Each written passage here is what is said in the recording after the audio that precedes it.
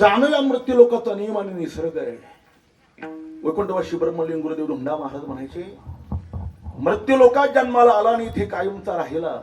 जगाच्या इतिहासात एकच अपवाद उदाहरण, ते म्हणजे संत सम्राट श्री ज्ञानेश्वर महाराज. ज्ञानोबरांची समाधीमध्ये मेलेल्या थडग्याच्या गोसाव्याला दिलेलं तशी समाधी नाही, ती जिवंत समाधी आहे, अमृत संजीवनी आहे. म्हणून तर ज्ञानोबराय संजीवन समाधीस्थ झाल्यानंतर 350 वर्षांनी शांतीब्रह्म एकनाथ महाराजांना तेच स्वरूप ज्ञानोबरायांनी दाखवलं. 100 वर्षापूर्वी स्वानंद सुखनिवासी गुरुनाम गुरु सद्गुरु जोग महाराजांना तेच रूप ज्ञानोबरायांनी दाखवलं. एरवी जन्माला आल्यानंतर जावंच लागतं हे ज्ञानोबराय सांगतात. थोडा विकारामध्ये सारखा विक्षेप करू नका. देहाच्या गावाल्या जन्म मृत्यूच्या सोहळ्या ना म्हणू नये धनंजया ज्या परी. माझे गुरुजी रामकृष्ण भाऊ विडशेकर एक वाक्य सांगायचे, जीवनातल्या सगळ्या प्रश्नांची उत्तर निश्चित आहे आणि एकाच प्रश्नाचं उत्तर निश्चित आहे. आपण बघा, जन्माला आलेला मुलगा ग्रॅज्युएट होईल का नाही असा प्रश्न जर मी तुम्हाला विचारला तो उत्तर निश्चित आहे. ग्रॅज्युएट झालेल्या मुलाला नोकरी मिळेल का नाही असा प्रश्न विचारला उत्तर निश्चित आहे. नोकरी मिळालेल्या मुलाला मनासारखी बायको मिळेल की नाही आता मिळणंच अनिश्चित आहे. बरं, मनासारखी बायको मिळाली, मुलबाळ होईल का नाही प्रश्न विचारला उत्तर अनिश्चित आहे. रात्र जाई पण सगळ्या समस्येच्या आणि प्रश्नांची उत्तर अनिश्चित आहे. मग निश्चित काय? केवळ मृत्यू आहे. जातशे ध्रुवार मृत्यूर ध्रुवम जन्ममृतस्य च तस्मात् परिहार्यर्थे नत्वाम शोचितो मरची. तुकोबराय सांगतात, येथे नाही उरो आले अवतार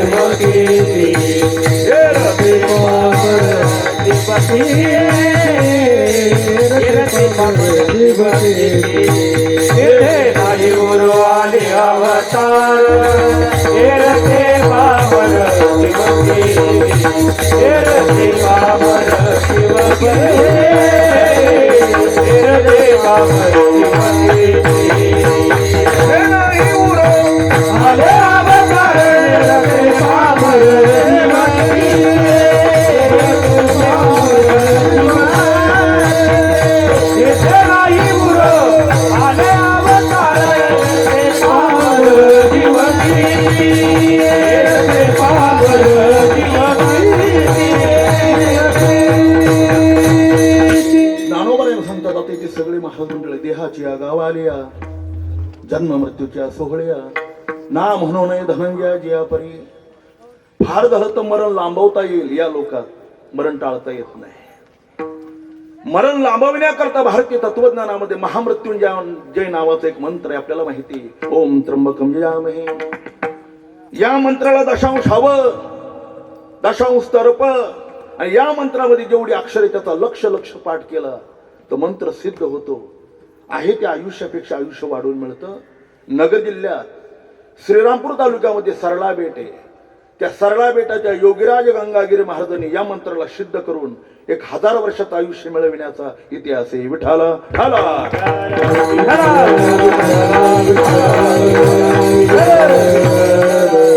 साधूच्या आशीर्वादाने सुद्धा आयुष्य वाढवून मिळतं. विठाला विठाला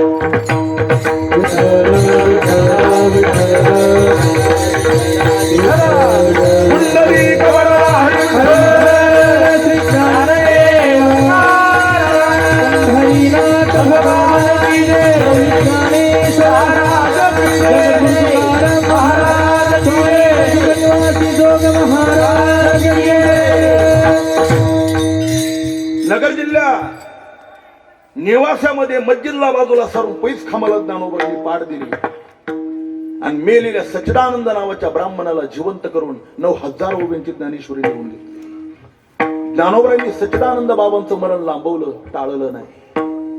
दुसरा प्रसंग सांगतो. आम्ही ज्या परंपरेचे अनुग्रहित आहोत ती स्वानंद सुखनिवासी गुरुनाम गुरु सद्गुरु जोग महाराजांची परंपरा आहे. या परंपरेमध्ये जे अनेक दिव्य पुरुष झाले त्यात गुरुनाम गुरु बंकट स्वामी महाराज नावाचे एक महापुरुष झाले. शुकाचारी आईच्या पोटामध्ये 12 वर्ष राहिले. तो जुना काळ आहे. सध्या 100 वर्षापूर्वी गुरुनाम गुरु बंकट स्वामी महाराज आपल्या आईच्या पोटामध्ये 18 महिने राहिलेला इतिहास आहे. त्यांचं गाव जामखेडच्या पुढे मांजरसुंबा पाटोदा मांजरसोबत तिथं निनगुर नावाचं गाव आहे. त्या निनगुरचे त्या निनगुरला भानुदास कासार नावाचा 7 वर्षाचा मुलगा प्लेगच्या साथीने मेला. बसल्या बसल्या गणित करा, दर 100 वर्षांनी एक महामारी येते. 1820 साली प्लेग आला, 1920 साली कॉलरा आला, बरोबर 2020 सालीच कोरोना आला. 100 वर्षाच्या टप्प्यावर एक महामारी आहे. त्या प्लेगच्या साथीने भानुदास मेला. खड्डा खांडून तयार झालेला होता. सगळं गाव दफनविधी करता जमा झालेलं होतं. आईने मेलेलं बाळ उराला धरलं होतं. मोठ्याने रडत होती. तिची एकच इच्छा होती, काय माझ्या बाळाला स्वामी महाराजांची माळ आहे, शेवटच्या क्षणाला स्वामी महाराजांच्या मांडीवर द्यावं, ही ती वारंवार आपल्या मालकाला विनंती करत होती. बीड जवळ अलीकडे चाकरवाडीला स्वामी महाराजांचं सकाळचं कीर्तन. लोक टांग्याने गेली ही बातमी कळवली. स्वतःचा फेटा स्वामी महाराजांनी चाकरवाडीच्या माऊलीला बांधा म्हणून सांगितलं, सेवा करा, आम्ही आलो. मेलेल्या मुलाजवळ स्वामी महाराज गेले. त्याच्या वडिलांना सांगितलं, याला स्नान घाला. मेलेल्या मुलाला स्नान घातलं. स्वामीने आपल्या मांडीवर घेतलं. महापुरुषाच्या वाणीमध्ये केवढं सामर्थ्य आहे. भानुदा, अरे माय तुझी आई केव्हाची रडते, का झोपला, उठ. उठ म्हटल्यावर झोपेतून मनुष्य जसा जागा व्हावा, तसे मेलेले भानुदास पुन्हा जिवंत झाले. आजही जिवंत आहे. मला एवढं सांगायचं का, स्वामी महाराजांनी मरण लांबवलं. ज्या अर्थी स्वामीच निघून गेले, ती व्यक्ती कशी जिवंत राहिली. विठाला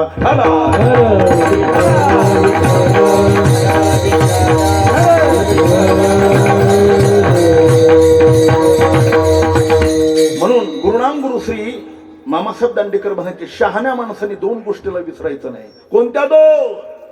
पहिलं देवाला विसरायचं नाही, दुसरं स्वतःच्या मरणाला विसरायचं नाही. 2 बात को मत भूलो हो चाहे कल्याण, नारायण एक मौत को दुजो श्री भगवान. देवाला विसरल्यानंतर चांगल्या चांगल्याची फडफडीती झाली महाराज. विसरली ताया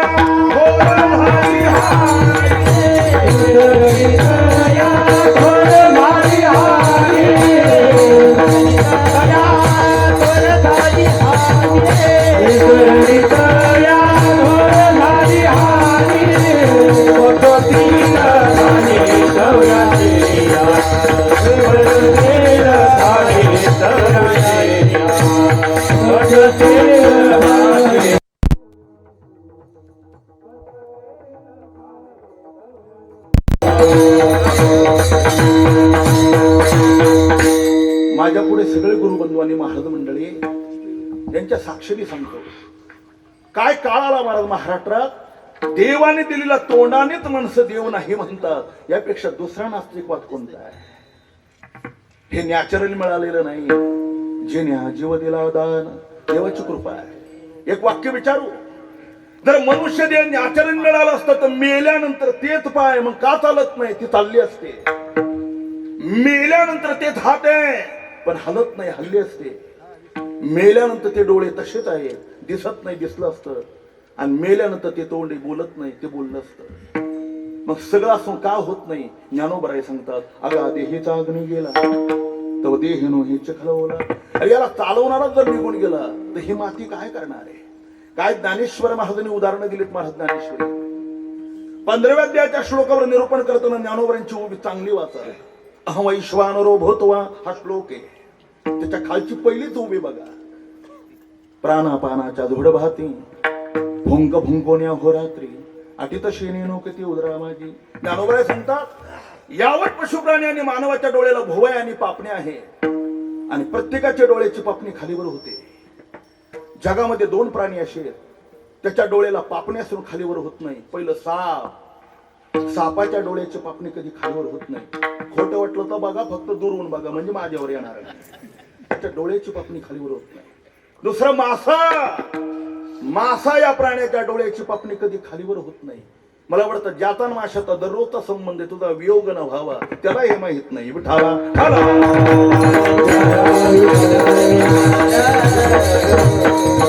मी एसपीचा विद्यार्थी, केमिस्ट्रीचा.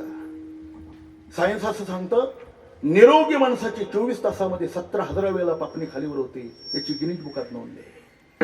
नाशिकचा एक मुलगा आहे सध्या केम हॉस्पिटलला. त्याला इतका भयानक रोग झालाय राजा, त्याच्या दोन्ही डोळ्याच्या पापण्याच्या खाली पडतात. पण किती प्रयत्न केला तर खाली पडलेली पापणी वर जात नाही. 100-125 एकर गंगेच्या काठावर जमीन आहे, द्राक्षाच्या बागा आहे. बापाने 20-25 एकर जमीन विकून टाकली आपल्या एकुलत्या एक मुलाला. या रोगावर कुठेतरी औषध मिळेल म्हणून मिळालेल्या पैशामध्ये तो असं वनवन फिरत होता. जगातल्या मोठमोठ्या डॉक्टरांनी सांगितलं, बाबा 10 लाख लोकांमध्ये एखाद्याला हा रोग होऊ शकतो, तो तुमच्याच बाळाला झाला. वेळ आणि पैसा खर्च करू नका, याच्यावर औषधच नाही. निराश झालेला बाप गावी आला. कोणी सांगितलं म्हणून मुंबईला केमला आणलं. केमच्या डॉक्टरने निरीक्षण केलं आणि खाली पडलेली पापणी वर जात नाही म्हणून चष्म्याला रॉड बनवले. रॉडनी खाली पडलेली पापणी अशी वर केली जाते, कानाला अडकवली जाते. आता त्या मुलाला थोडं दिसायला लागले. त्या मुलाला कळालंय काय पापणी खालीवर व्हायची काय किंमत हे त्याला कळाली. जरा पुढे बोलू.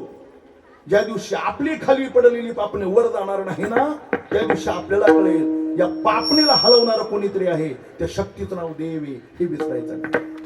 चाले हे शरीर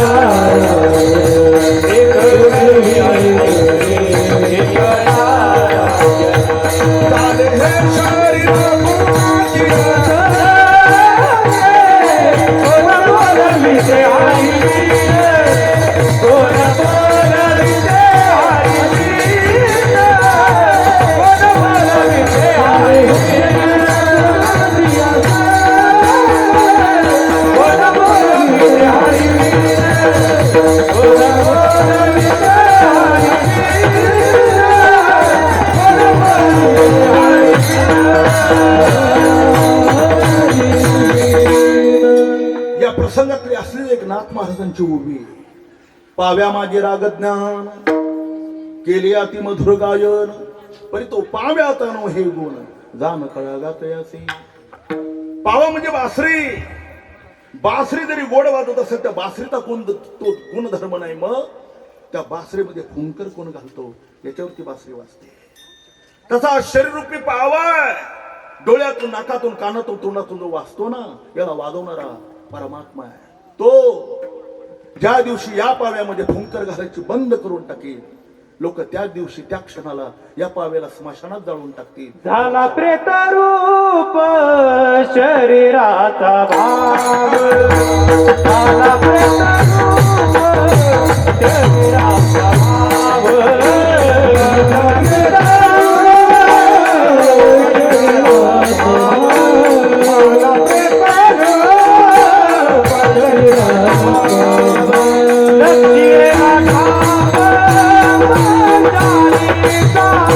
लक्ष्मीला ठाव मचानी रडती रात्र दिवस क्रोध माया, रडती रात्र दिवस काम क्रोध माया, रडती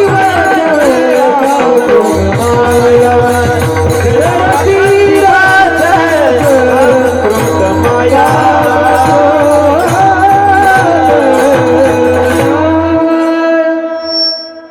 भगवानगडाचे दुसरे महंत झाले श्री गुरु भीमसिंग महाराज. त्यांना दर्शनातून पाहण्याचा आम्हाला खूप योग आला. ते त्यांचं वाक्य सांगायचे, ते योग्य नाही पण तरी त्यांनी सांगितलं म्हणून सांगितलं. भीमसिंग बाबा म्हणायचे, संध्याकाळी माणसं जेवण झाल्यानंतर झोपतात. कोणी 10ला, कोणी 11ला, कोणी 12ला. फारच मोबाईलचा छंद असेल तर 1ला पण झोपतात. ते म्हणायचे, रात्री झोपल्यानंतर सकाळी मी उठणारच आहे असं छातीला हात लावून कोण सांगू शकतो? हे कोई माईक आला? कोई भी नाही. का झोपणंच आपल्या हातात आहे, उठवणं मालकाच्या हातात आहे. श्वास घेणं फक्त आपल्या हातात आहे, सोडणं त्याच्या हातात आहे. आपुल्या बळी नाही मी बोलत, सखा कृपावंत वाचा त्याची. साळुंकी मंजुळ बोलत शेवानी, शकविता धनी वेगळाची. पहिलं देवाला विसरू नका, दुसरं आपल्या स्वतःच्या मरणाला विसरू नका. महाराज श्री गुरु साधक हृदय संजीवनी श्री गुरु विठ्ठल महाराज बोले एक वाक्य सांगायचे, जगात तो शहाणा आहे को जो रात्रंदिवस डोळ्यापुढे मृत्यू ठेवून जगतो, तो जगात शहाणा आहे. का? डोळ्यापुढे मृत्यू ठेवून जगणारी माणसं वाईट कर्म करत नाही, दुराचारामध्ये प्रवृत्त होत नाही, वाईट विचार सुद्धा मनाला शिवत नाही. म्हणून तुकाराम महाराजांना वारंवार सांगावं लागलं, काय विसरली मरण बापुडी, काय अशी गोडी लागलीसे. ज्ञानोबांनी काय सावधान केलंय, गुळावर बसलेली माशी फडफड करण्याकरता आणि उडण्याकरता जेवढा क्षण लागत नाही, तेवढा कमी क्षण हृदयातून प्राण निघून जाण्यामध्ये लागतो. महाराज माशी पाक पाकडी तव ही सरे, त्याचं ट्रान्सलेशन तुकोबारांनी केले, क्षणभंगूर नाही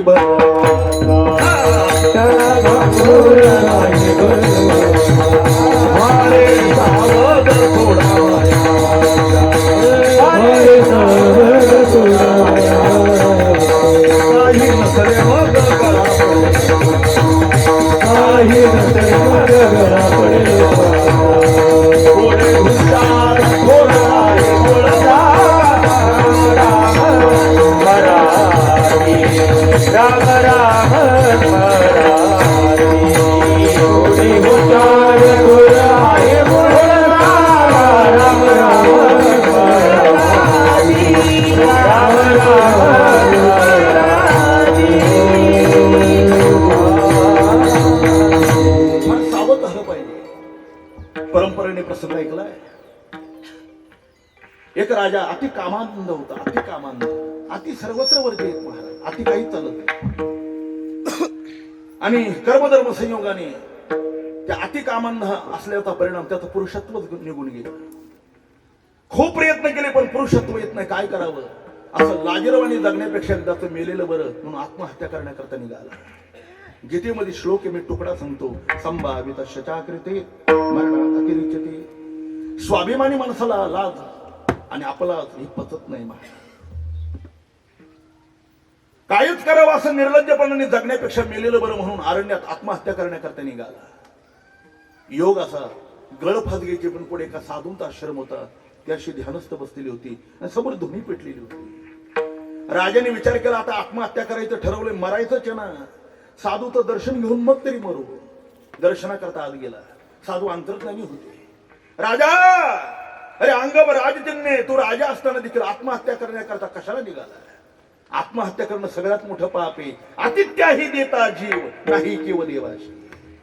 कोणी जरी आत्महत्या करणार असेल ना, त्याची कीव देवाला येत नाही. मोक्ष तर सोडा, शास्त्र सांगतं आत्महत्या केल्यानंतर मेलेल्या शरीराला अग्निडाग देण्याचा सुद्धा अधिकार नाही. विठाला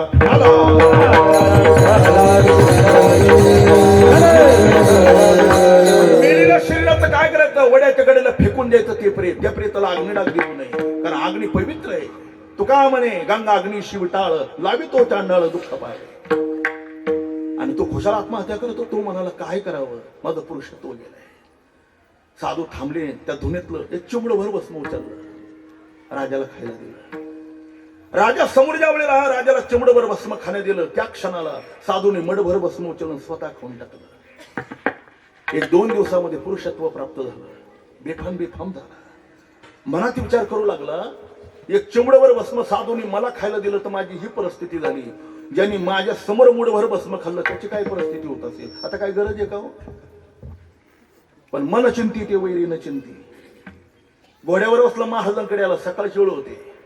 त्या साधूने विचारला काम झालं नाही का? महाराज चिवडवर भस्मात माझं काम झालं. मग आला कशाला? माझ्या डोक्यामध्ये शंकेचं का हो रे महाराज, मला एक चिमडभर भस्म खाण्याकरता दिलं तर काम वासनेने मी बेफाम झालोय. मग माझ्या पुढे तुम्ही मुठभर खाल्लं, तुमचं कसं होत असेल हे विचारायला आले.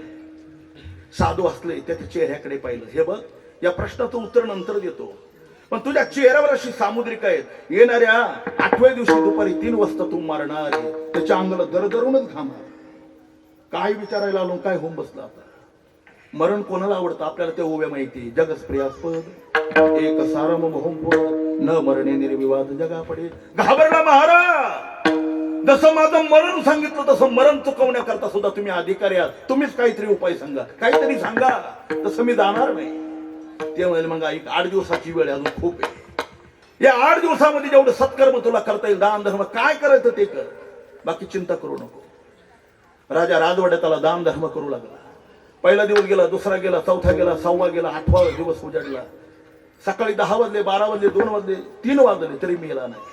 आनंदाने खुश झाला, घोड्यावर बसला, महाराजांकडे आला. महाराज, आज दुपारी 3 वाजता तुम्ही माझं मरण सांगितलं होतं, तुमचं विधान चुकीचं झालं.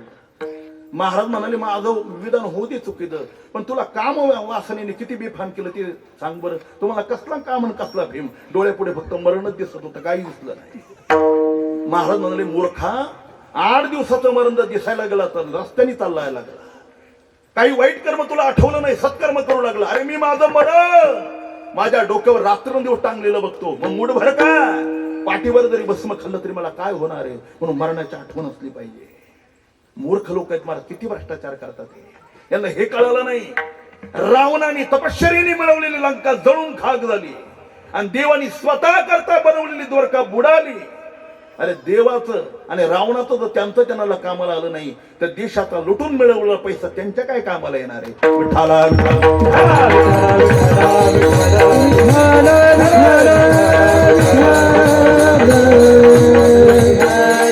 वारकरी संप्रदायामध्ये असे पुरुषार्थवान संत झाले ज्यांनी मरणालाच मारून टाकलं.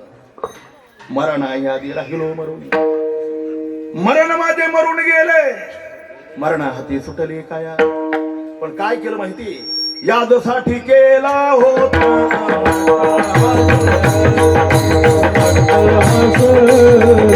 शेवटचा गीत गोड व्हावा, शेवटचा गीत गोड व्हावा. यादसाठी केला होता टास, शेवटचा गीत गोड व्हावा.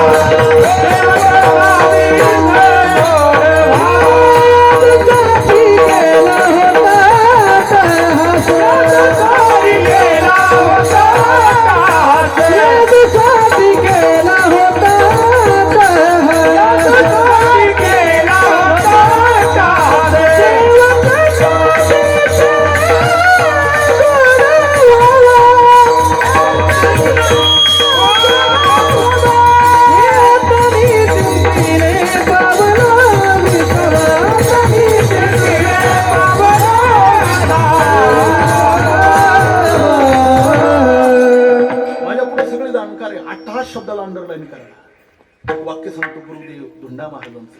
महाराज म्हणायचे, अरे देव आता साक्षात्कार सोडा, मृत्यूवर विजय सोडा. मरायच्या वेळेला त्याचं नाव तोंडाला येण्याकरता जीवनभर अभ्यास करावा लागतो महाराज, जीवनभर. तसं नाही तोंडाला येत. तुम्ही बघा ना, आयुष्यभर संसार करणारी माणसं मृत्यू समयाला ज्या वेळेला अशी जमिनीवर धरतीवर पडतात ना, त्यावेळेला बायकोचं स्मरण नसतं, मुला बाळांचं स्मरण नसतं, तो कोणालाच आठवत नाही, नुसता भेरी भेरी पाहतो. घरातली लोक म्हणतात आता ते कोणालाच ओळखत नाही.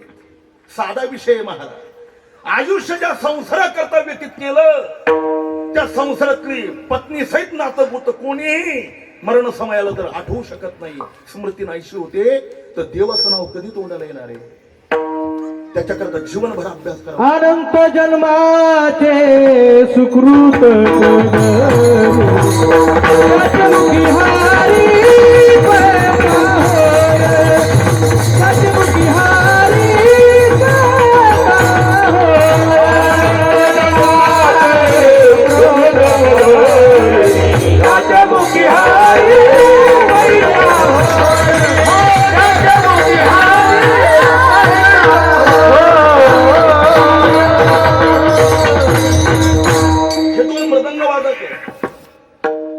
यांना विचारा, इतकं गोड वाजवता पण महिनाभर जर याद जर नाही केलं तर पाहिजे ती बोट हातावर पुन्हा पडत नाही मृदंगावर, तसा बोल बसत नाही. ही सुंदर गायक करणारी गायन करणारी मंडळी, यांना विचारा, रोज भजन करावं लागतं राजा, रोज. म्हणून गाता गळा वाहता मला म्हटलंय. महिना 2 महिने 4 महिने भजन जर केलं नाही तर तीच चालेल, पण गोडवा तसा निघत नाही. रोज कीर्तन करतो आम्ही. ज्ञानोबरांच्या सोहळ्यामध्ये कीर्तन वगैरे काही नसतात, भजन करावं लागतं. डोळ्यापुढे खेळणाऱ्या ओव्या अशा समोर दिसतात पण जीव बसत नाही का, त्याचं सातत्य लागतं. युपीएससी एमपीएससी अभ्यास करणारी मुलं बघा, 12-12, 14-14, 18-18, 20-20 तास अन्न सुद्धा त्यांना नको, ते अभ्यास करतात. अरे संसारातली एक पदवी परीक्षा पास करण्याकरता आयुष्यभर अभ्यास करावा लागतो. तर आयुष्याच्या साधने सच्चिदानंद पदवी घेणे, ही पदवी प्राप्त करण्याकरता केवढा तास करावा लागेल. आणि लोक काय म्हणतात, म्हातारपणात रे भाडवे म्हातारा काय करशील तू, काय करशील म्हातारपणा, काय होणार आहे म्हातारा अवस्थेमध्ये, त्याच्याकरता जीवनभर अगोदर करावं लागेल तर म्हातारपणात आठवत ते. राम राम म्हणता जाऊ माझा प्राण, हेच कृपा दान देई आता, हे महाराजांना जर म्हणावं लागलं तर आपलं काय राजा विठाला.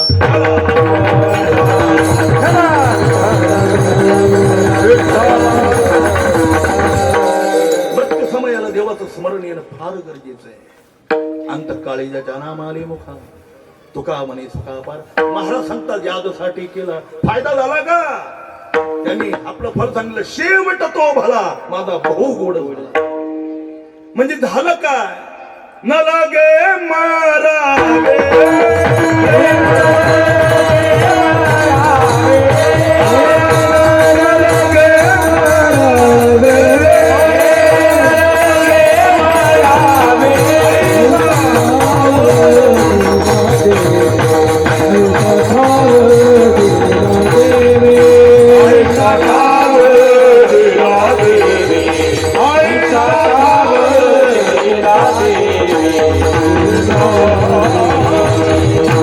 देवाने अशी स्थिती प्राप्त करून दिली, पुन्हा नाही येणे जाणे त्यांची सरली एरधार.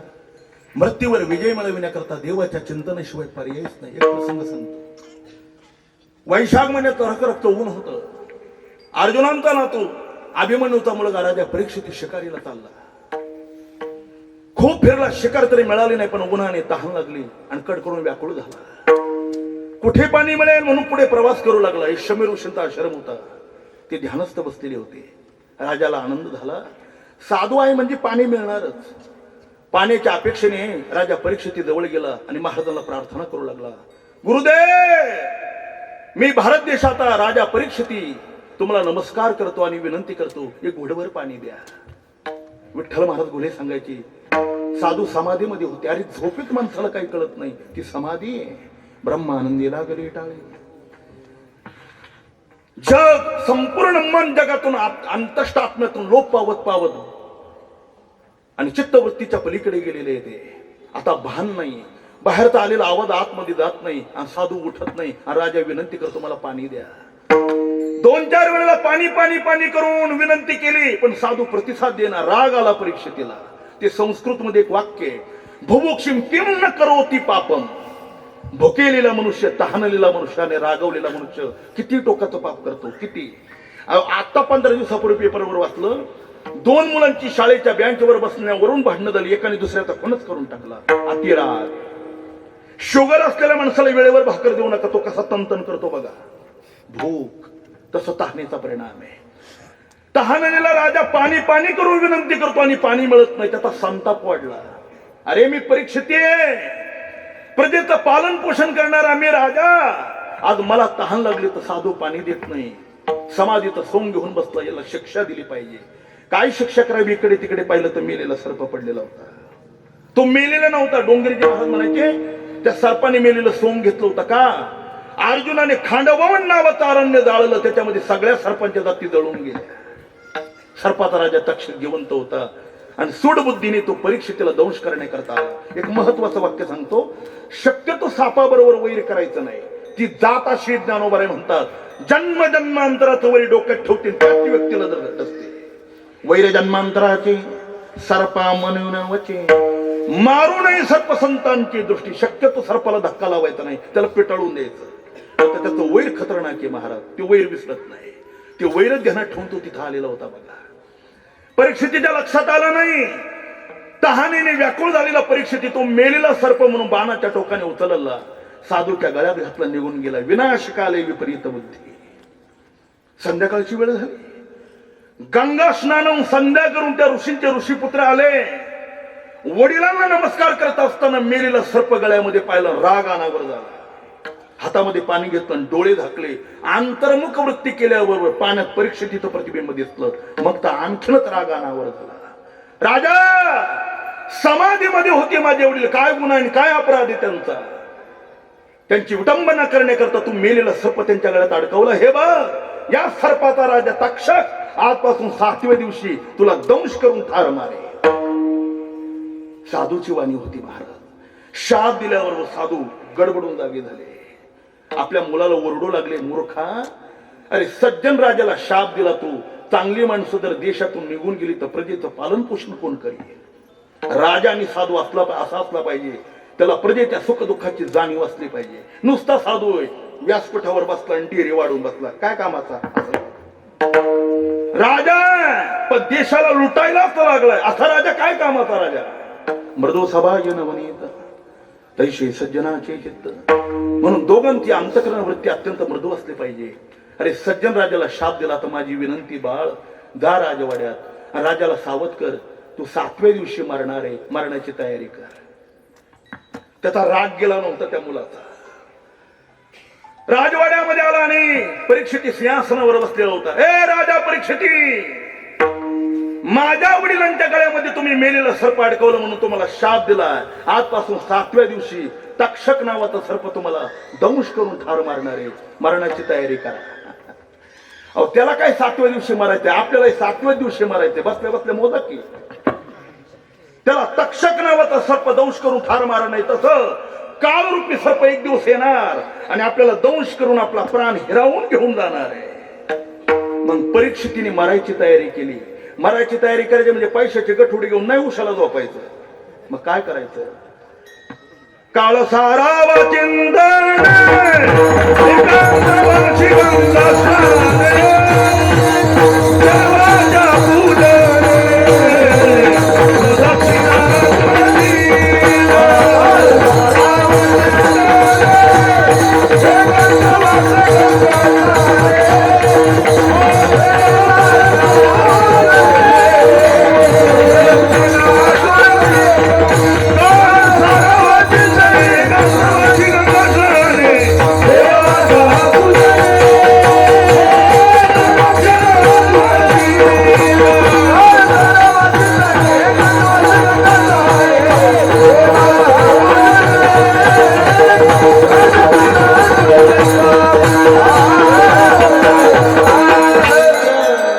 चिंतनात गेला पाहिजे. चिंतन ही सरी तो धन्य धन्य काळ. अहो जगद्गुरु तुकोपर्यंत चरित्र डोळ्यापुढे आणा, वाघ विस्तार नको, कारण वेळ खूप होईल. श्रीमंत कुटुंबामध्ये आलेले महाराज अवताराला, शेती उत्तम आहे, घरी व्यापार आहे, सावकारकी महाजनकी, सगळ्या सद्गुणांनी महाराजांच्या गळ्यामध्ये माळ घातली. 17व्या वर्षी महाराजांच्या आया निवडील 1 वर्षात गेले. 2 पत्न्यांचा इतका सुंदर प्रपंच होता. वयाच्या 19व्या वर्षी दुष्काळ पडला. 2 वर्ष अतिवृष्टी, 2 वर्ष अनावृष्टी, काही पिकलं नाही. महाराजांच्या अन्न धान्याच्या कणग्या भरलेल्या होत्या. महाराजांना चिंता नाही, पण देहूगावाला आता अन्न मिळेना. सगळं गाव महाराजांच्या समोर उभं राहिलं आणि विनंती करू लागलं, तुकोबरा, तुमचे वडील बोलहोमा आंबेल्याने वसुलीच्या रूपाने अन्नधान्य आमच्याकडून घेतलंय, तुमच्या राजकोशात ठेवलंय, ते अन्नधान्य द्या. ज्या दिवशी पीक पाणी पाऊस चांगला होईल त्यावेळेला आम्ही परत परत करू, पण आता द्या. साधू अंतःकरण वृत्ती होती महाराजांची. सगळं देऊन टाकलं. ज्यावरीचा दाना खायला ठेवला नाही. त्याचा परिणाम स्त्री एकांना न करता मेली. आई वडील गेले, भाऊ गेला, पत्नी गेली, मुलगा गेला. उद्विग्न झालेलं जगद्गुरु तुकोबरायांचं अंतःकरण, संसाराविषयीच्या सगळ्या गोष्टी महाराजांनी अनुभवल्या. ये नेमद भोगविल्या खानी, नसता छंद लाविला मनी, मागलो मी माझे भ्रमणी केली गोवंडनी विटंबना. बस पुरेपुरे हा संसार, लाथाळलेला हा संसार. महाराजांनी संसारावर लाथ मारली आणि भगवत प्राप्ती करता निघाले. सायासाठी 15 दिवसा माझे साक्षात्कार झाला. विठोबा भेटला निराकार. आणखीन 2 वाक्य सांगतो, आपला सगळ्यांच्या साक्षीने सांगतो. प्रपंचामध्ये केलेले सगळे प्रयत्न कामाला येत नाही आणि परमार्थातला कोणताच प्रयत्न वायाला जात नाही, म्हणून परमार्थ करायचा आहे. विठोबा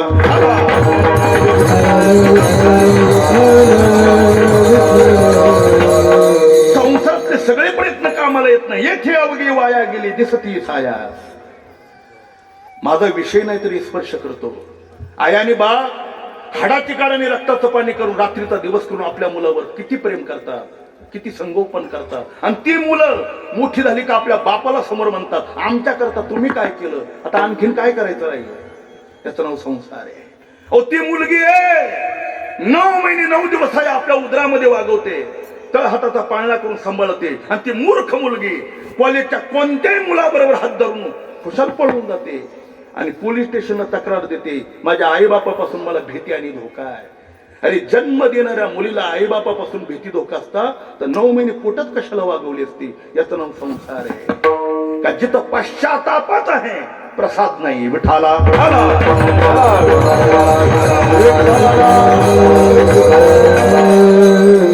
परमार्थामध्ये गेलेला काल गीता सांगते, स्वल्पमाप्यश्य धर्मस्य त्रायते महतो भयात. परमार्थातला थोडा प्रयत्न सुद्धा माणसाला परमोच्च स्थितीपर्यंत नेऊन पोहोचवतो. महाराजांचा प्रयत्न यशस्वी झाला. महाराजांना आपल्याला माहितीये का जगाच्या इतिहासात असा विशेष घडलं. महाराज कलिता काला माझ्या अद्भुत वर्तले मानव देह घेऊन निजधामागी. जगा काळ खाया मी माथा दिला पाय, काळ गुलाम सलाम करी तू कया घरी राबत अशी. महाराज 4 गोष्टी सांगतो, विस्तार नको. मृत्यूवर विजय मिळवण्याकरता पहिला पुरुषार्थ लागतो, दुसरा प्रयत्न लागतो, तिसरी प्रतीक्षा लागते, आणि मग मोक्षरूपी प्राप्ती होत असते. विठाला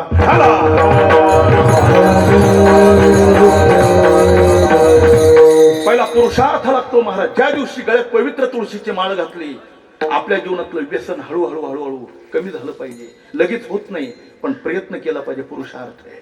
आपुलेने पुरुषार्थ जिंकला संसार, केला मदमत्सर देशोदडी. पुरुषार्थ आहे. दुसरं संसार आणि परमार्थाचा समन्वय करून देवाचं चिंतन करावं, हा प्रयत्न आहे. तिसरं लगेच्या लगेच फल मिळत नाही. तुका म्हणे इथे नचले तातडी, वाट बघावी लागते. पाहे प्रसादाची वाट. आणि ज्यांनी वाट पाहून प्रयत्न केला, मोक्षरूपी माळ तुका म्हणे मुक्ती परनिली नवरी.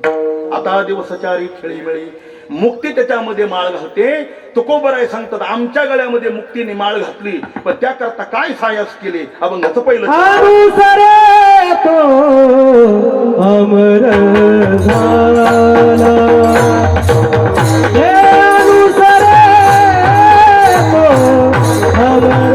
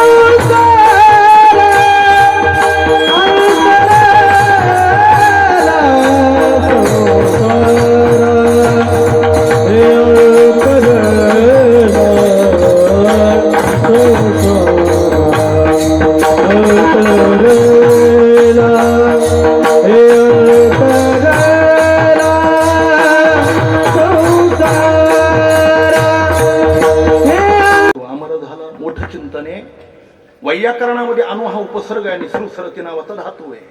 अनु म्हणजे पश्चात, सरती म्हणजे मागे जाणे. आम्ही मागे गेलो आणि अमर झालो. कोणाच्या मागे गेलो? मागे जाणाऱ्यांचे 4 प्रकार आहेत. वेदाच्या मागे जाणारा, शास्त्राच्या मागे जाणारा, संतांच्या मागे जाणारा आणि देवाच्या मागे जाणारा. फार वाग विस्तार करत बसत नाही. देवाच्या मागे गेल्यानंतर मृत्यूवर विजय मिळवता येतो. भगवान स्वतः सांगतात, तेषामं समुद्धरता मृत्यू संसार सागरात भवामी नचरात पार्थ मय्या वेशित चेतसाम अनन्याश्चिंतयन्तो मां ए जना पर्युपासते तेषां नित्याभियुक्तानां योगक्षेम वहाम्यहं. काय ज्ञानोबरांनी 2 ओव्या दिल्या त्या. जो होय मदानन्य शरण तयाचे निवारी मी जन्म मरण, या लागे शरणांगता शरण्य निचेको. येथे एक तिलीला तरले जे सर्व भावे मद बदले, आईलीत थडी तरले माया जाळ. एक प्रसंग सांगतो छोटासा. भगवान परशुरामचंद्र भगवती सीता माता आणि लक्ष्मणजी वनवासाची वाटचाल करण्याकरता शरयू नदीच्या काठावर आले. शरयू नदी पार करून पलीकडे जायचंय. रामचंद्रांनी आपला मित्र निषादराज गुहकाला विनंती केली, गुहक अरे मी शितीला घेऊन पलीकडे जाणार, पण जाणार कसं? निषाद राजाने सांगितलं काही चिंता करू नका, मी व्यवस्था केलेली आहे. केवट नावाचा नावाडी नावेचा पैलतीराला होता, मोठ्याने हाक मारली निषाद राजाने, केवटा.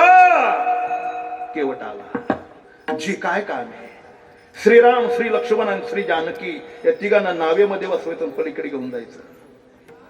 त्यांनी विचारलं मोबदला काय देणार? जसं अलीकडे कीर्तनकारांना फोन केला का तर लगेच विचारतात मानधन किती देणार.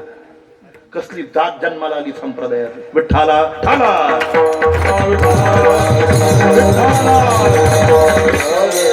भिकच मागायची तर कितीतरी क्षेत्र आहेत ना, याच्यातही भिका मागायचं कमी करत नाही लोक. काय देणार? रामचंद्रांनी सांगितलं तू मागशील ते देणार, असं नको, वचन दे. आश्वासन वेगळं आणि वचन वेगळं. आश्वासन देतात ते पुढारी, ते कधी पालन करत नाहीत, पण वचन असेल ते परिपूर्णच करावं लागतं. धुंडा महाराज सांगायचे वचनाची परिपूर्णता जर होत नसेल तर वचन देऊ नका, संकल्प पूर्ण होण्याजोगा नसेल तर करू नका, घडी घडी संसाराच्या कोणत्याही व्यक्तीला आशीर्वाद देत बसू नका. आणि लायकी नसणाऱ्या, योग्यता नसणारी व्यक्ती जर मेली तर त्याच्या वर्ष श्राद्धाला उगा हातात माईक आला म्हणून तास तास बोलू नका. पुण्य तर जाईल, पण पुढचा जन्म डुकराचा घेऊन आयुष्यभर तोंडाने विष्ठा खावी लागेल, असं पद्मपुराण सांगतंय. मी श्लोकासही सांगू शकतो सगळे. वचन द्या. महाराज, भारत देशामध्ये वचनाला फार मोठी किंमत आहे. तुम्हाला माहितीये, देव ब्राह्मणाने अग्नीच्या साक्षीने एकदा पती पत्नीने लग्न केलं का वचन द्यावं लागतं. धर्मेच, अर्थेच, कामेच, नातीच्या रामी, नातीच्या रामी, नातीच्या रामी. ते वचन मरेपर्यंत परिपालन करावं लागतं. म्हणून परदेशातली, पाश्चात्य देशातली लोक कौतुक करतात, भारत देशामध्ये एकदा पती पत्नीचं लग्न झाल्यानंतर मरेपर्यंत एकत्र कसे राहतात. कारण लग्न आमच्याकडे करार नाही, वचननामा आहे. विठाला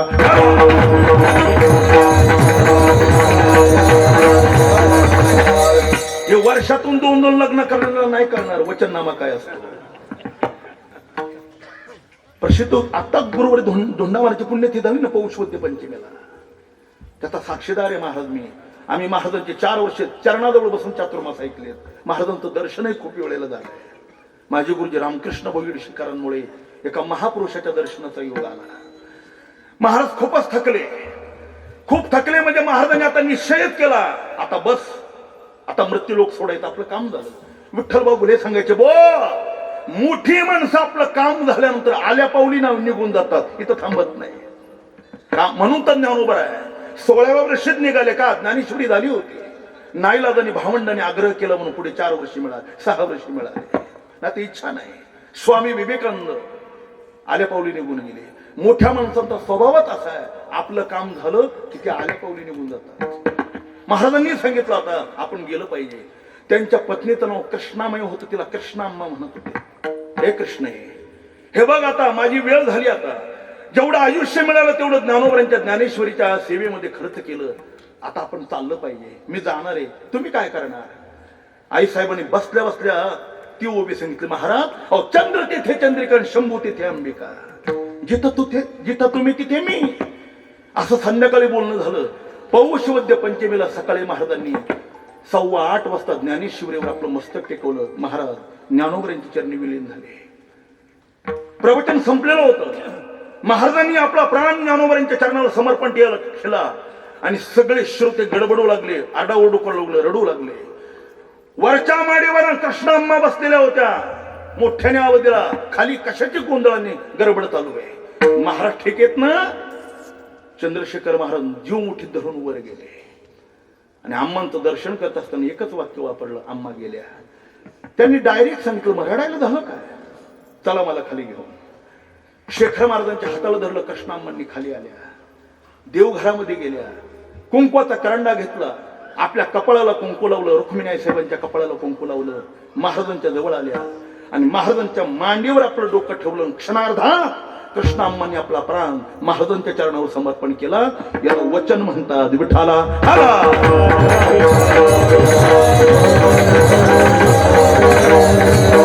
वचन मोडी बोली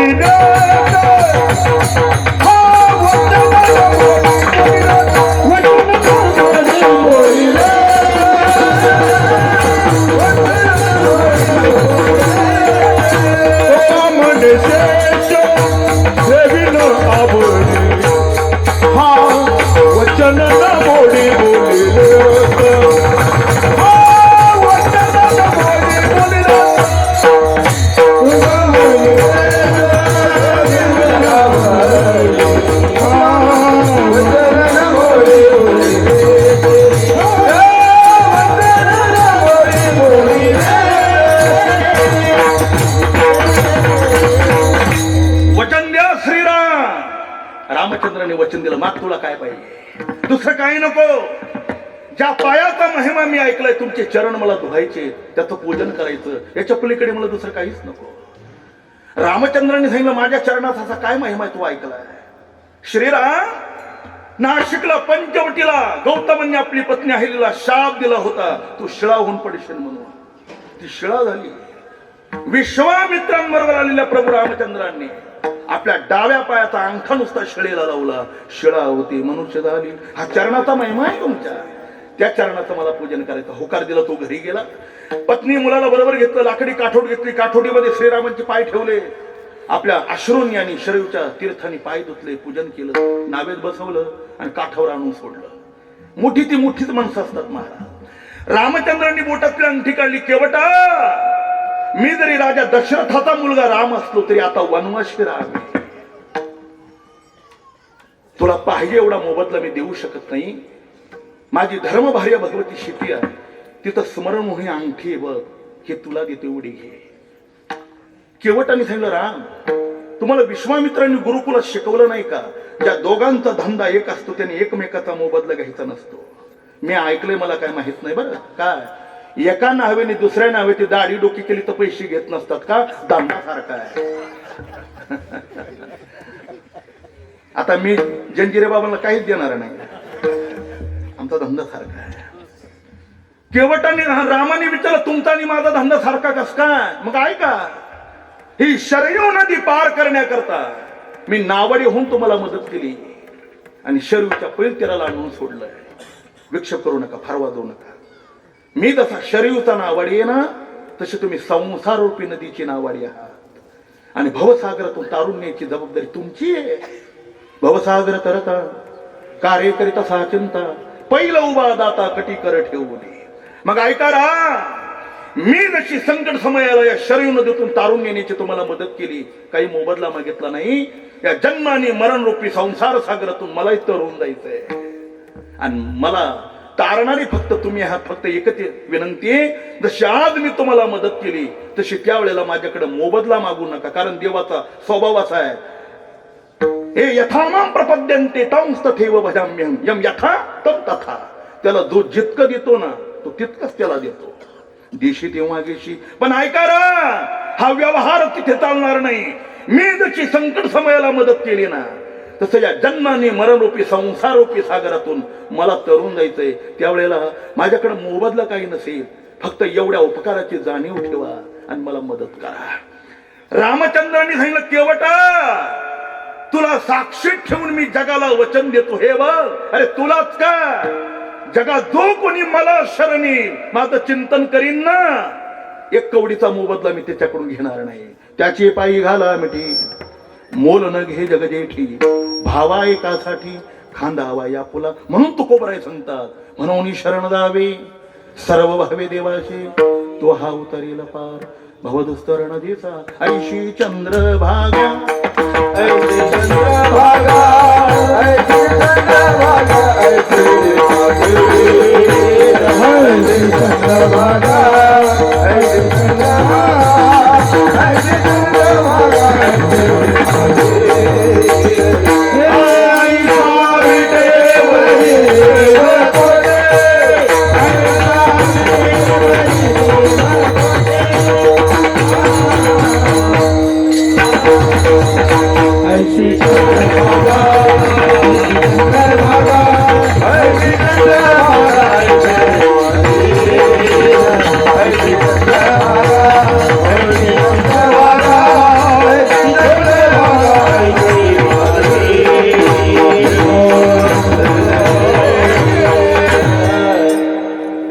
पैसा खर्च करून बद्रीनाथला जातात. नुसता पैसा नाही, जीव मुठीत घेऊन जातात महाराज. का बरं?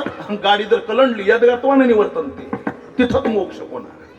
अरे एवढं मरण हातावर घेऊन त्या बद्रीनाथला जायचं आणि दुपारी पुजाऱ्यांनी सांगायचं, थांबव, दर्शन आता होणार नाही का? भगवान भोग लागा रे, देवाची जेवायची वेळ झाली, दर्शन बंद आहे, आता तो संध्याकाळी या.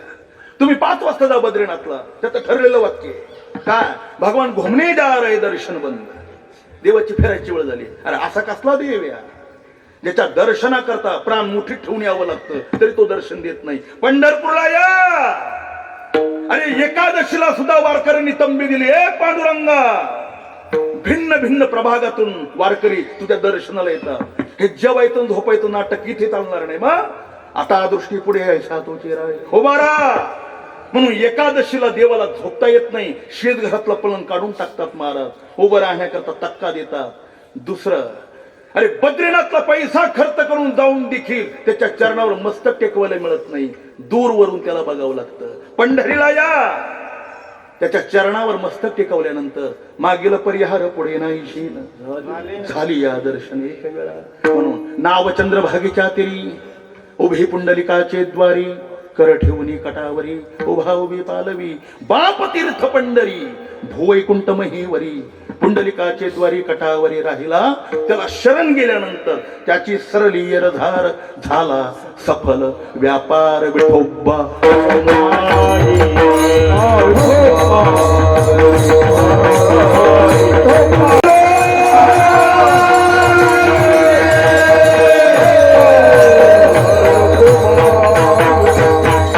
अनुसरे तो अमर झाला, अंतरला संसारा. संसाराला अंतरण म्हणजे नेमकं काय, याचा विस्तार महाराज दुसऱ्या चरणात. करे बाबा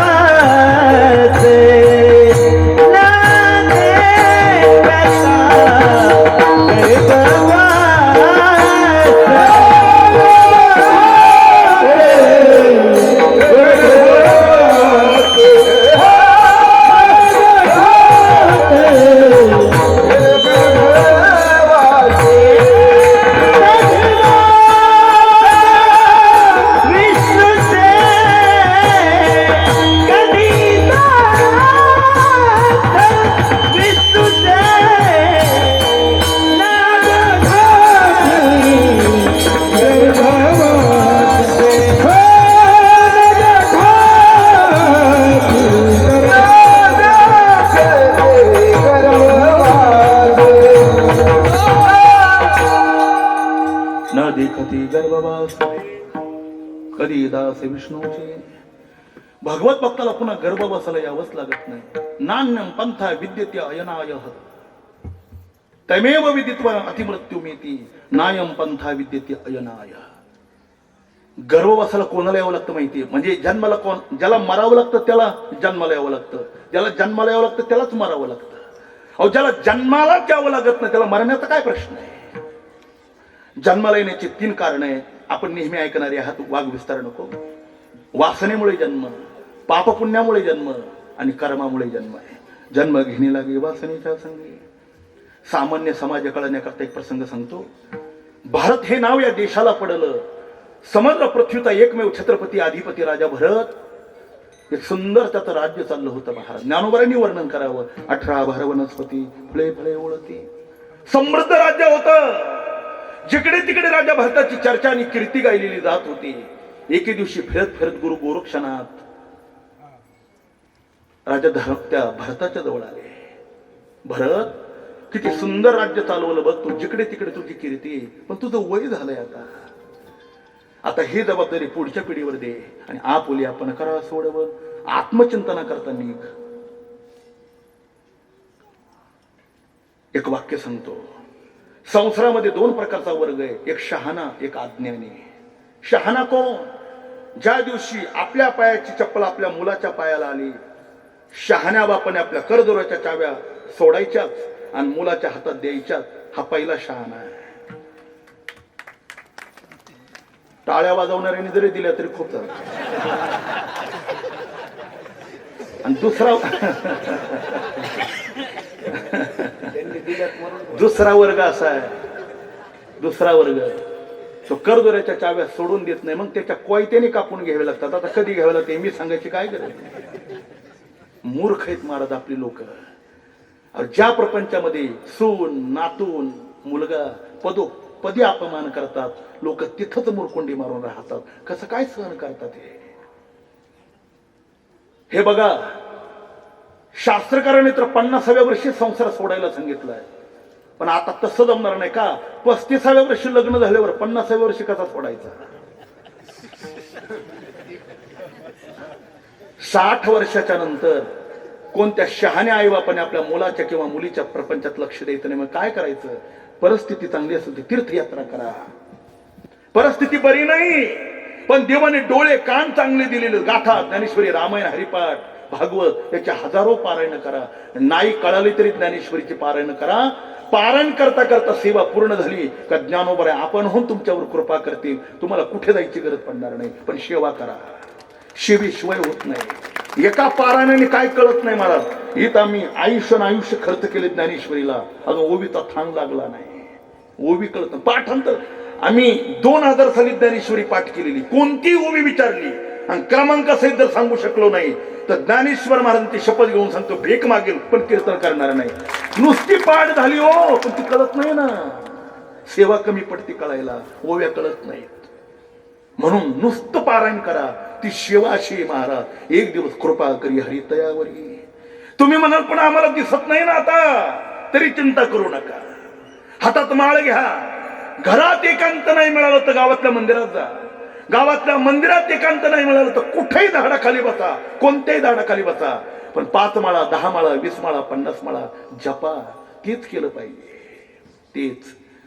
तर बोलू आता वयाच्या 60व्या वर्षी जर तुम्हाला कुक्कुट पालन करावर जर संकल्प झाला तर देवाने तुमचा काय विचार करायचा? विठाला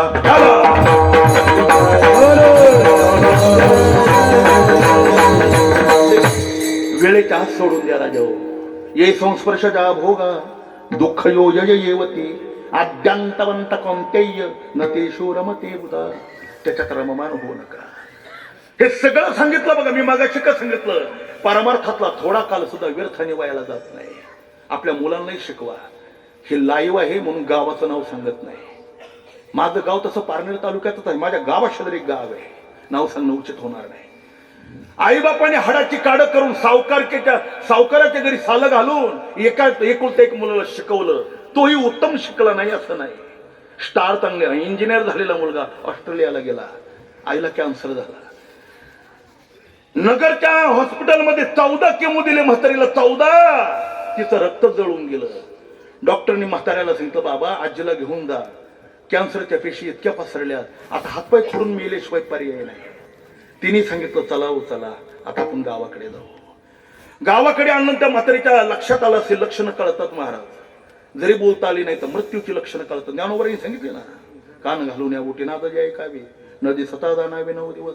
डोळे पाहता भोवया नदी सता जाणा आयुष्याची जाणार 7 दिवस. अशी किती लक्षणं सांगितले. तसं मृत्यू समयाला माणसाला लक्षणं कळतात. तिने सांगितलं, हे बघा माझ्या करता तर दुसरं काहीच करू नका, आपल्या मुलाला इथे बोलून घ्या. त्याला मी एकदा पाहिलं का मरायला मोकळे झाले. संपर्क साधता 8 दिवसाचा काळ गेला. म्हातारी मेली. मला तर म्हातारा असं धैर्यवान होतं. गावाच्या विशीच्या बाहेर घर असताना सुद्धा आपली बायको मेलेली या कानाच्या त्या कानाला खबर लागली नाही. तिने बाहेर टाळा लावून घेतला. लोकांनी विचारलं, आजी आहे ना दवाखान्यात का? त्याची एकच प्रामाणिक इच्छा होती, माझी बायको जिवंत असताना तिची इच्छा होती मुलांनी भेटायला यावं. तो आला नाही. कमी कमी मेल्यानंतर तरी तिच्या देहाला अग्निडाग देण्याकरता येईल म्हणून थांबला नाही. वाट बघत बसला. 1.5 दिवसाने रात्री फोन आला, बाबा मला येणं शक्य नाही, मी खूप प्रयत्न केला, आईचा अंत्यविधी उरकून घ्या, मी पैसे पाठवतो. अशी मुलं जन्माला येण्यापेक्षा आई वांद राहिली असती तर काय बिघडलं असतं? मुलाचा दोष नाही, आईचा दोष आहे. आईने त्यावेळेला त्याला पैसा कमवण्याचीच अक्कल दिली. अरे त्याच्या बाल्य वयात जर त्याला ज्ञानोबांचं चरित्र बसून सांगितलं असतं, त्याला भक्तराज पुंडलिकांचं चरित्र जर शिकवलं असतं, श्यामची आई जर त्याला सांगितलं असतं, नामदेवराय तुकोबरायांचे धडे जर त्याच्या हृदयावर गिरवले असते ना, तशी या लहान मुलांच्या गिरवतात. राजा कोट्यावधी रुपयाच्या नोकरीला लाथ मारून मुलगा आपल्या आईला भेटायला आला असता, पण त्या आईला जमलं नाही. म्हणून तिच्यावर जी वेळ आली, महाराष्ट्रात ती कोणावर येऊ शकते. आपली लहान मुलं आहेत, तोपर्यंत अध्यात्माचे संस्कार द्या आणि तुम्ही चिंतन करा. नाही तर पश्चातापाशिवाय तुमच्या पदरामध्ये काही पडणार नाही. विठ्ठला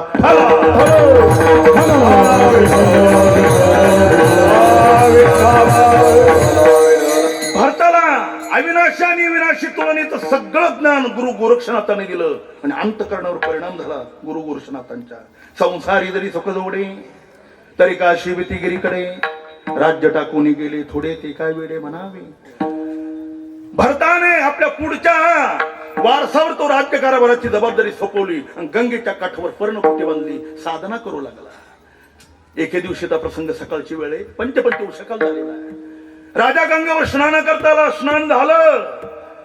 भगवान सूर्यनारायणाला अर्घ्यदान देत असताना इतक्या क्षणामध्ये एक गरोदर हरणी, प्रसूतीची वेळ तिची सगळे दिवस भरलेले होते, ती पाणी पिण्याकरता आली. गंगेच्या पात्रात पाणी पित असताना समोर वाघाने पाहिलं. वाघ आणि हरणीची नजर झाली आणि वाघण्याची डरकाळी फोडली. हरणी घाबरली.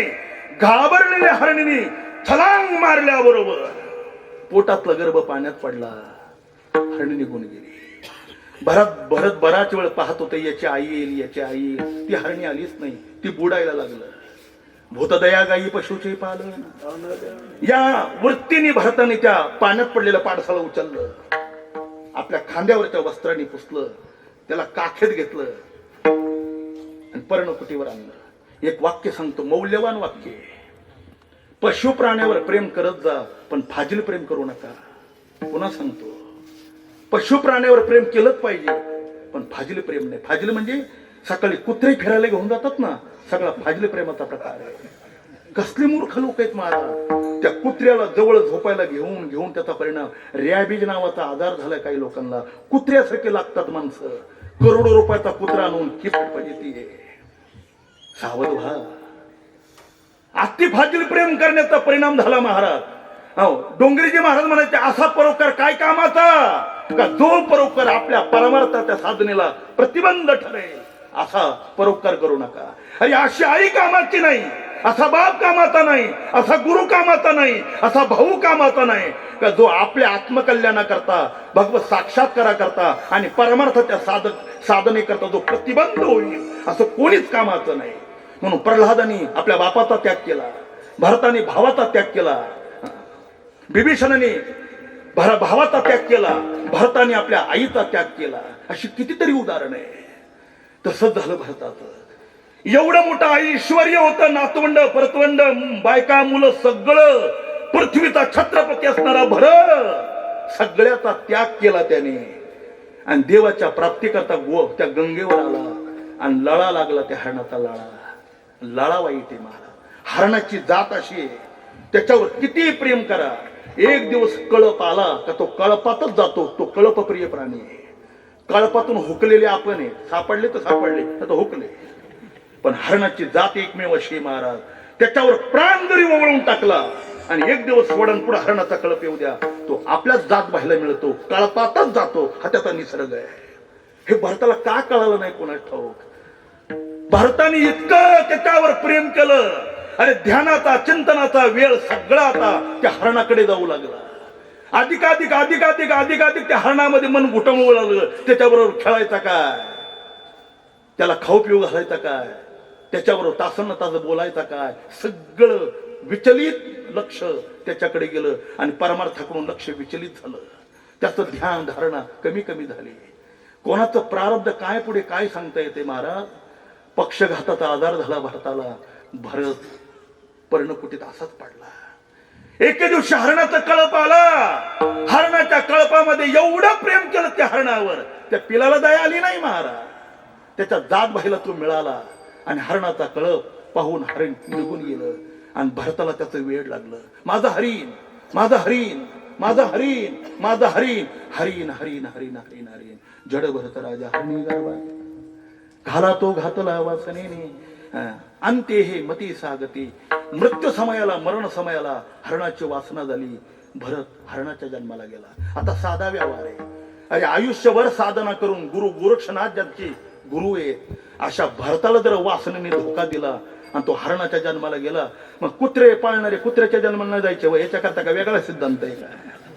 म्हणून वासनेचा संघ होयांत काळी तरी तपोबळी जन्म घेणे. ते वास्तव्य बरं. हसण्यावारी घालू नका, आता चालता धोका होईल बघा. विठाला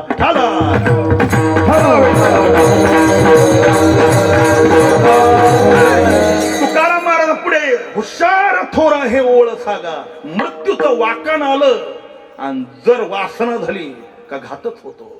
दुसरा एक स्पर्श करून जातो. श्रीमंत बापाच्या पोटी एकुलती एक मुलगी होती. काही मुलं अत्यंत सात्विक, किती छोटी छोटी मुलं आहेत महाराज. जीव ओवळवून टाकावा हे भारत देशाची उद्याची संपत्ती आदर्श आहे. ही खरी संपत्ती देशाची. यांच्यावर उद्याचा देश आहे महाराज. आता पुढाऱ्यांचं काय खरंय, ती जात एका पक्षात एका रात्रीपुरती राहत नाही. गद्दार जात असेल ती एवढीच जाते महाराज. आता त्यांच्याच पासून धोका आहे देशाला. विठाला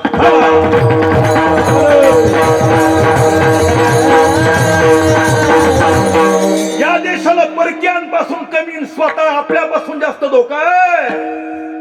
प्रसंग पडला तर देश विकायला टकाडतील महाराज, स्वतःच्या स्वार्था करता असली लोक आहेत. पण ही नाही महाराज. हे ज्ञानोबा तुकोबराच्या शब्दाच्या तालमीत तयार झालेली.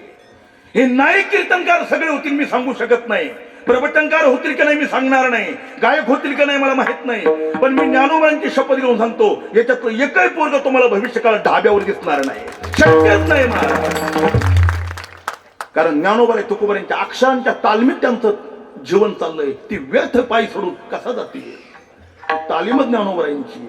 जी हे तालीम विसरले ती आता कुठे जातात ती ते सांगायची गरज नाही, कारण ते समोर लावलेलं आहे ते. आता ते सांगितलं असतं ते कुठे जातात. पण ही ज्ञानोबा तुकोबरांची तालीम आहे. तशी एक मुलगी सात्विक. बापाला सांगितलं बाबा, बाप चिंतेमध्ये होता. इथं लग्न झाल्यावर मुलगी तर सात्विक आहे, पूजा पाठ करणारी, ध्यानधारणा करणारी, आणि जर जोडीदार जर बरोबर नाही मिळाला मग आता काय करायचं. बापाच्या चेहऱ्यावर नैराश्याने चिंता मुलीने ओळखले. बाबा चिंता करू नका, अहो लग्न होण्याच्या अगोदर होईल तेवढा परमार्थ करून घेते मी. एक काम करा, आपल्या गावाजवळ एक आश्रम आहे ना गुरुकुल, त्या गुरुकुलामध्ये मला ठेवा. एक वाक्य सांगतो, एकट्याने परमार्थ करण्यापेक्षा संत संगतीमध्ये केलेला परमार्थ लवकर फलद्रूप होतो. एकलिया भावगळे म्हणून दिंडी चालताना एकट्याने चालण्यापेक्षा दिंडीत चाला, पण दिंडी धरून चाला. बिस्लेरीच्या बाटल्या घ्यायला पुढे चालू नका. ना आता आयुष्यभर दिंड्या करताना नाशेत मारसान काय होणार नाही. पापाचे कळ पकळते पुढे काय कामाचे. दिंड्यात धरून चला. अरे भजन नाही आलं ना, म्हणणाऱ्याच्या जवळ उभा राहा. तो म्हणन त्यावेळेला ती अक्षर तुमच्या कानावर पडतील तरी तुमचं कल्याण होईल महाराज. ती अक्षर आहे. ही अक्षरे नव्हती देखा अमृत संजीवनी महाराज. फक्त दिंड्या धरून चाला. बहुजन समाजाला ज्याला गाथा ज्ञानेश्वरी वेद उपनिषद कळत नाही, त्याच्या आत्मा उद्धारा करता ज्ञानोबरांनी जगातली एकमेव साधना दिली. तिथं नाव पंढरीची वारी आहे. सगळ्यात सोपी आहे. प्रामाणिकपणे पंढरीची वारी करणाऱ्या वारकऱ्याला पुन्हा दुसरी काही साधना करण्याची गरज नाही. विठाला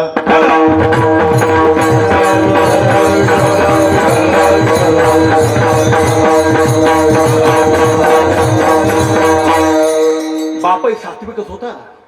त्या मुलीच्या राहण्याची पिण्याची सगळी व्यवस्था केली. तिची साधना चालू झाली. आणि काय कोणास ठाऊक एके दिवशी ती मुलगी तर आजारी पडली. आता पूर्वीच्या काळी डॉक्टर नव्हते, राजवैद्य होते. राजवैद्य मी जंजिरे बाबांच्या गावी सांगितलं होतं. मांजरसुंबा इथे नगरजवळचा मांजरसुंबा नाही, पाटोदा मांजरसुंबा बीड जवळ. तिथं विनायक गुरुजी म्हणून 90 वर्षाची आंधळी व्यक्ती, इतकं तीक्ष्ण त्यांचं नाडी परीक्षणे महाराज.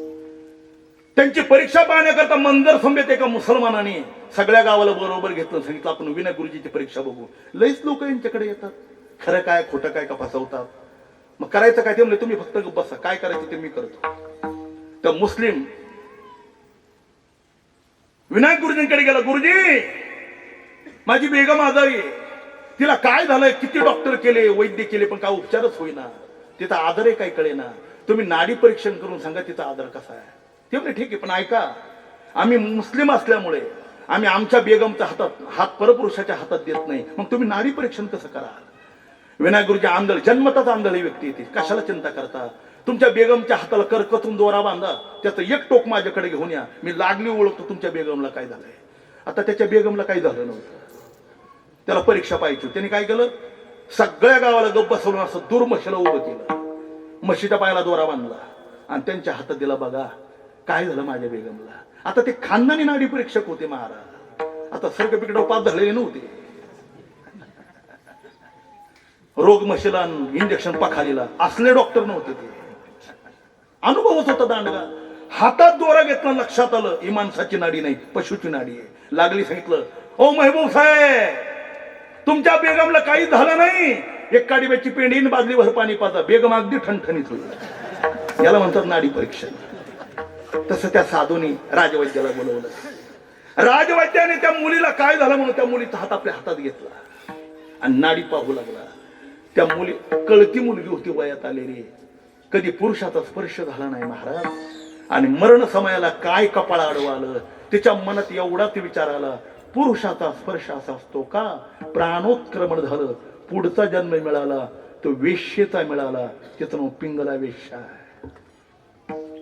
मरण समयाला धोका बसला. एवढं कशाला? ब्राह्मण कुळात जन्माला आलेला महात्मा चालता चालता एका चपलेवर नजर गेली. जोडा चांगला एवढंच मनात आलं, मेल्यानंतर चांभाराच्या घरी जन्माला यावं लागलं. संत रोहिदास चांभार विठाला ठाला.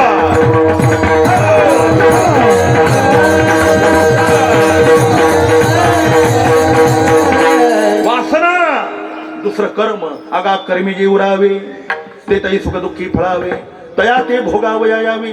देह आहे का? आपल्याला इतिहास माहिती भीष्माचार्यांचा, सांगून वेळ घेत नाही. आणि तिसरं पाप पुण्य. आता वासना का नाही? वासना निमाली समळजांची, ब्रह्मरस गोडी तयाशी पावली. निष्काम उपासना आणि निष्काम कर्माच्या द्वारा अंतकरणाची झालेली शुद्धी आणि सद्गुरु कृपेने तत्वमशी महावाक्याचा मिळालेला बोध, वृत्ती जगाच्या पलीकडे गेली. आता वासनाच राहिली नाही. वासना निमाली समळजांची, जन्म नाही. कर्म ज्ञानाग्नी सर्व कर्मानी भस्मसे कुरुते तथा. ब्रह्मज्ञानाने सर्व कर्माचा नाश झाला. भिद्यते हृदय ग्रंथी छिद्यंते सर्व संशया क्षयंते चाष्य कर्मानी तस्मिन दृष्टे परावरे. आणि पाप पुण्य तुकोबर छातीला हात लावून सांगता, तुका म्हणे झालो आम्ही अग्निरूप लागो निधी पाप पुण्यांग. जन्माला येण्याकरता जर कारणच शिल्लक राहिलं नाही तर कार्य कुठून? न देखती गर्भवास कधी दास विष्णूचे. भगवत भक्ताला गर्भवासला यावं लागत नाही का हो? एवढा मोठा भगवत भक्ताला अधिकार प्राप्त होतो तो कोणामुळे? तिसरं चरण. विसंबेना माता बाळा, विसंबेना माता बाळा, विसंबेना माता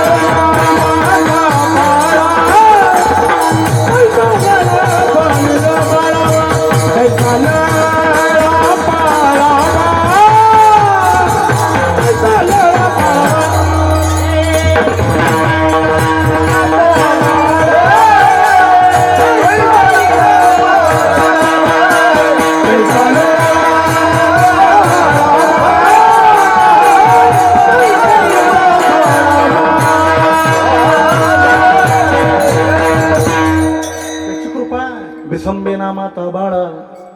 आई जशी आपल्या मुलावर आपल्या प्राणापेक्षा अधिक जीव लावते महाराज. एक वाक्य ऐकलं होतं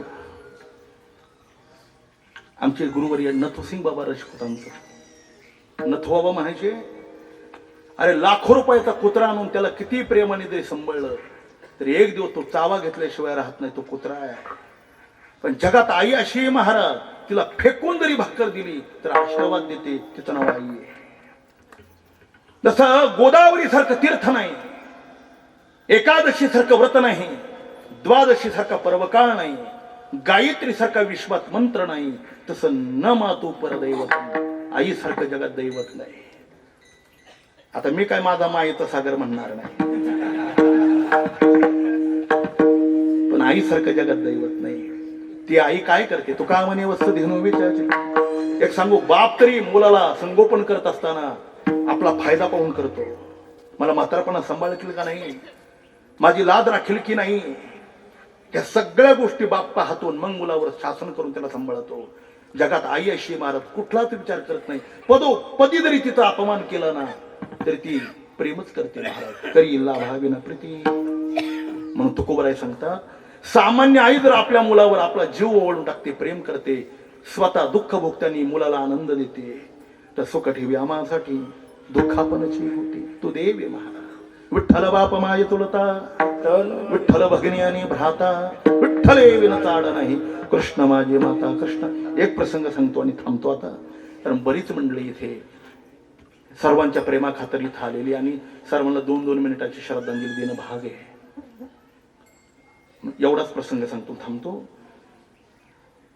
संत श्रेष्ठ मीराबाई मेवाडच्या राजघराण्यामध्ये जन्माला आल्या. अत्यंत सात्विक होत्या मीराबाई. बालपणातच भजनाचा छंद असल्यामुळे अशा बालपणातच मीराबाई 6 वर्षाच्या 10 वर्षाच्या झाल्या. पायात चाळ बांधायच्या, हातात विणा घ्यायच्या आणि कृष्ण मंदिरापुढे एकटीच नाचून नाचून नाचून भजन करायच्या. लोकांनी पाहिलं, बरेच लोक अशी आहेत महाराज का त्यांना चांगलं कधी पाहवत नाही, त्यांची नजर तशी आहे. तसे काही लोकांनी मीराबाईला मंदिरात नाचताना एकटीच भजन करताना पाहिलं. कोणी नाही, एकांतात मीराबाई मंदिरात नाचत होती, दुसरं कोणी नाही. ते सुद्धा आवडलं नाही. राजापर्यंत बातमी दिली, सरकार मेवाडचे राजे आहात तुम्ही आणि तुमची स्वतःची मुलगी एकटी भजन करते, ती नाचते काय, पायात चाळ काय बांधते, हातात एक तारा काय घेते, तुम्ही सगळी ग्रस्ती. माझ्या एका प्रश्नाचं उत्तर द्याल का तुम्ही? 10 वर्षाची मीराबाई मंदिरामध्ये विना घेऊन नाचत होती आणि भजन करत होती, तर लोकांना आवडलं नाही. मग तुमच्या 25-25 वर्षाच्या मुली लोकांच्या वरातीत रात्री कस काय नाचतात आणि तुम्हाला कस काय आवडतंय? शहाण्या महिला पाहिल्यात मी कर्जत परिसरात का डोक्याचा पदर कमरेला घेऊन दुपारी नवरदेवा पुढे परण्या निघताना नाचतात. हा छत्रपती शिवाजी महाराजांच्या मातीचा केवढा अपमान आहे. कुठली फॅशन, कुठली प्रगती राजा होईल? यत्र नारीस्तु पूजन्ते रमन्ते तत्र देवता, हे शास्त्र सांगताय. मातृदेव भव वेद सांगताय, धन्य माता संत सांगताय. एवढी मोठी आई आहे महाराज. नारी की निंदा मत करू यारो, नारी रतन की खान, असं शास्त्र सांगतंय. आणि ती आई डोक्यावरचा पदर खुशाल कमरेला खवते आणि नवरदेवा पुढे नाचते. आपणच नाचत बसलो तर आपल्या मुली उद्या काय करतील? कधी ही गंभीर गोष्ट डोक्यात घेतली? मुसलमानाची 10 वर्षाची मुलगी आहे, घराच्या बाहेर पडत असताना काय कळतं 10 वर्षाच्या लेकराला? नकशकांत बुरखा घालते महाराज, तिथं नख दिसत नाही. आणि तुमची 25 वर्षाची मुलगी कॉलेजला जात असताना एवढे घाणेरडे कपडे घालते की खानदानी बाप आपल्या मुलीकडे डोळे भरून पाहू शकत नाही. असले विचित्र कपडे आहेत तिचे. हे आपल्या वाट्याला का? अरे एक महाराष्ट्र सोडा, भारत देशात असा मुसलमान सापडणार नाही जो अल्लाह नाही म्हणणार आहे. पण भारत देशातले असे मूर्ख हिंदू आहे तुम्हाला घरोघरात सापडतील का ते देव मानत नाही. बायबल वाले रोज बायबलचं दर्शन घेतात. प्रत्येकाच्या घरात कुराण आहे, ते कुराणाचं दर्शन घेतात. ज्यांनी ज्ञानेश्वरी जन्माला घातली त्या ज्ञानोबरांची ज्ञानेश्वरी कोणी पाहायला तयार नाही. किती वाईट आहे महाराज. जगात असा माईचा लाल जन्माला आला नाही ज्याला 16व्या वर्षामध्ये 22-56 भाषा येतात. कोणी असा 56 भाषेचा केला अशी गौरव आणि भवार नवी नाव उभारले. ते ज्ञानोबर आहे. अहो, ज्यांच्या मधुकरीत माती कालवली तरी समाजाचं कल्याण व्हावं, हे मराठीची नगरी आणि ब्रह्मविद्येचा सुकाळू करी, याच्याकरता आपलं आयुष्य समर्पण केलं राजा हो. मेलेल्या मढ्याला, त्या सच्चिदानंदाला ईश्वर सृष्टीच्या नियमाने त्याला उठवलं. साधू ह्या गोष्टी कर्मात हस्तक्षेप करत नाही, ईश्वराच्या सृष्टीमध्ये कुठलाच हस्तक्षेप करत नाही. तरी पण आपल्या बहुजन समाजाकरता आपलं कल्याण व्हावं म्हणून 9000 ओव्यांची ज्ञानेश्वरी एका मेलेल्या मढ्याकडून लिहून घेतली. ती महाराष्ट्रातली जिवंत माणसं वाचत नाही, याच्यापेक्षा कोणतं दुर्दैव आहे? 2-2, 4-4, 6-6 तास तुमचे मोबाईल पाहायला जातात. तुमचाच काय दोष आहे? इथं कीर्तनकार हिंदी गाणी म्हणतात, ती पाठ करतात, पण ज्ञानेश्वरीच्या 2 ओव्या ती कीर्तन सांगू शकत नाही. आम्ही जर असले तर तुम्ही कसले आहेत महाराज? लाज वाटली पाहिजे का साधूच्या मुखातले शब्द समाजाचं परिवर्तन करू शकतात? असे लोकगीतांनी समाज परिवर्तन होऊ शकत नाही. त्यांच्या प्रसादिक वाणीतून आलेली अक्षर आहेत ती. आयुष्य गेलं महाराज प्रकाश महाराजांसारख्या महापुरुषाचं. समग्र परिसरामध्ये भारतीय तत्वज्ञानाचा प्रचार आणि प्रसार करत असताना संत वाङ्मयाला स्पर्शून त्याचाच अभ्यास करून आणि यथासंग त्याचंच चिंतन त्यांनी खूप आयुष्य केलं. आणि त्यांच्या नंतर आपण आलेली कीर्तनकार आहे. लाज सुद्धा वाटत नाही? नको त्या कविता गाणी गाता तुम्ही का पैसा करता? सत्ता मिळावी म्हणून, पुढारी तुमच्या मागमाग हिंडावं म्हणून? केवढं दारिद्र्य आहे. ज्या श्रीमंत बापाच्या आपण लेकरं आहोत का ज्यांच्या आई दयाचे द्वारी सोन्याचा पिंपळ, इतकी आपली आई श्रीमंत आहे राजा. आणि त्या आईची ज्ञानेश्वरी समाजाला सांगत नाही तुम्ही, एक ओबी सांगत नाही. खुशाला हिंदी गाणी म्हणता. लास काय म्हणते ज्ञानोबर आहे तो कोबर आहे. आज गोड वाटे पण पुढे यावं घड यमदंड बघा. तुम्हाला सुट्टी नाही. ज्ञानोबर यांची ज्ञानेश्वरी गाथेचे प्रमाण सोडून हिंदी गाणी म्हणून आज पैसा मिळेल, पण एक दिवस भीक मागायची वेळ येईल, त्या वेळेला कळेल आपण केवढा मोठा गुन्हा केलाय महाराष्ट्रात राहून. विठाला ठाला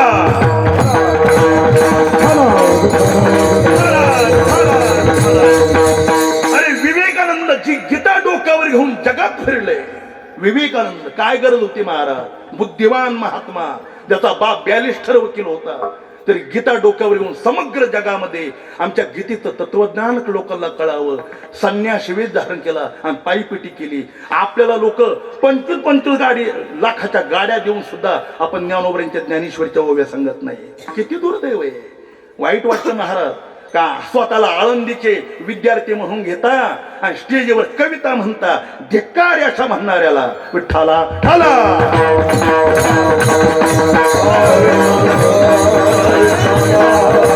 तुम्ही नाही पर्यंत मला बोलवलं तर मी काय असं भिकारी नाही, काही गरज नाही. आम्हाला ज्ञानोबरांनी मधुकरी मागून जगायचं शिकवलंय राजा. मग त्याला काय चिंता करायची? अहो शिकलो एवढं मधुकरी मागून, मग मधुकरी मागताना शिकताना जर ज्ञानोबरांनी आम्हाला सांभाळलं तर आता का सांभाळणार नाही?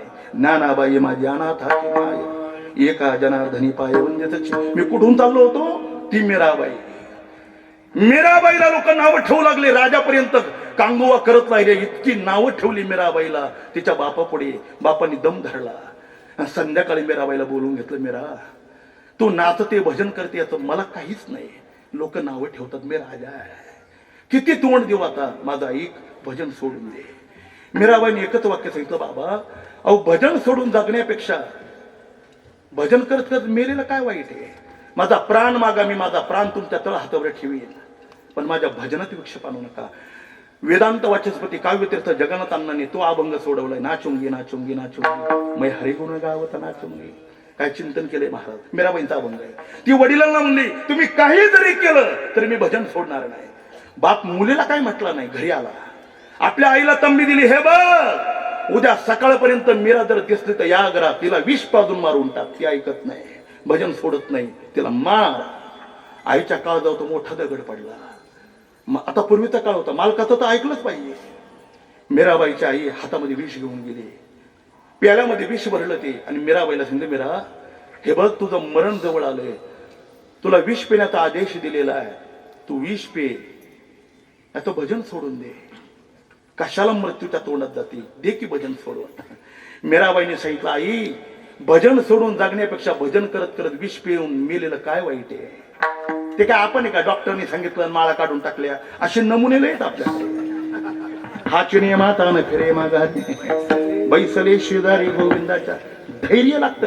डीएनए तसे लागतात महाराज, त्याला धैर्य लागतं. मीराबाईने आईचं ऐकलं नाही. चिंता करू नको, उरले ते हरी समर्पण. ज्याला जगवायचं तो जगवेन, त्याने ठरवलं तरी तो मारीन. काय कशाला चिंता करायची? देते विष. मीराबाईच्या हातून आईच्या हातून ते विष घेतलं, कृष्णमूर्तीच्या चरणावर ठेवलं. मीराबाईने शेवटचं भगवान श्रीकृष्णांचं दर्शन घेतलं, तोंडाला विष लावलं, घटा घटा घटा विष पिऊन. विष का प्याला राजा नेने भिना, पिबत पिबत मेरा असे.